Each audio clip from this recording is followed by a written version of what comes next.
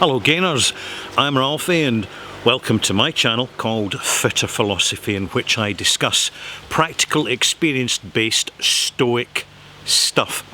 And my topic for discussion today is a simple rhetorical question. Are you sitting comfortably? Are you prepared for this? I'm going to ask you it, not directly, but what's the word again? Rhetorically. That's the word. Who do you trust? Who do you trust? Now, obviously, when we're young, when we're vulnerable, we have no choice but to trust that grown-ups around us who allegedly or seem, either by default or by design, to have our best interests at heart, and who wish to nurture us and help us develop as individuals. So we will trust them despite their flaws, faults and weaknesses. And children are very accommodating with that. But as we get older, inevitably we get wiser, we get smarter, and it really pays when we're asking ourselves the rhetorical question, who do you trust? Is to look at other people and see who they trust and see what the consequences are of it. Because we are surrounded by people in every society who have misplaced trust and who trust the wrong people, and their lives are either negatively impacted consistently and mildly over the years, or dramatically impacted in that they are brutally exploited, economically exploited, emotionally and psychologically gaslighted and exploited.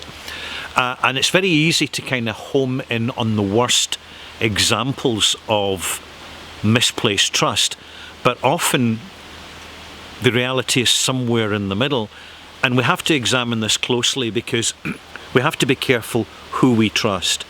Obviously, we're looking at family who we presume we can trust, but you've got to be so careful because many people will brutally and cynically exploit family relationships to use and abuse others around them with the quote, and they back it up with this quote, well, you know, blood is thicker than water.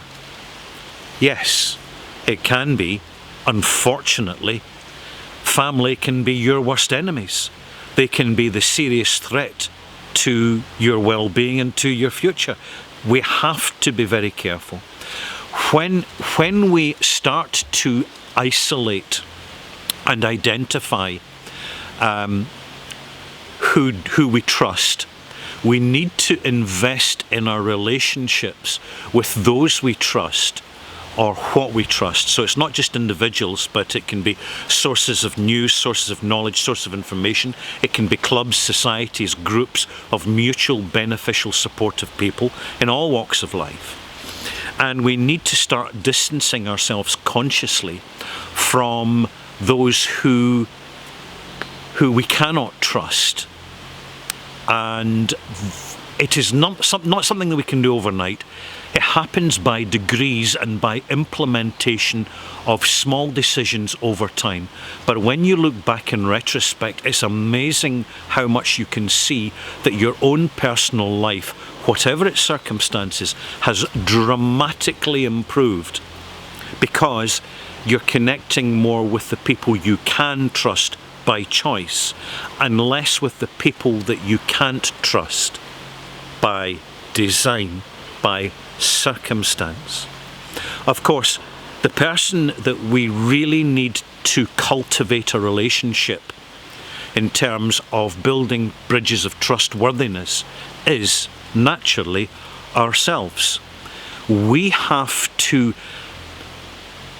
educate ourselves after the mild education and significant indoctrination that we get at school, which does not prepare us for life. That is not the purpose of education.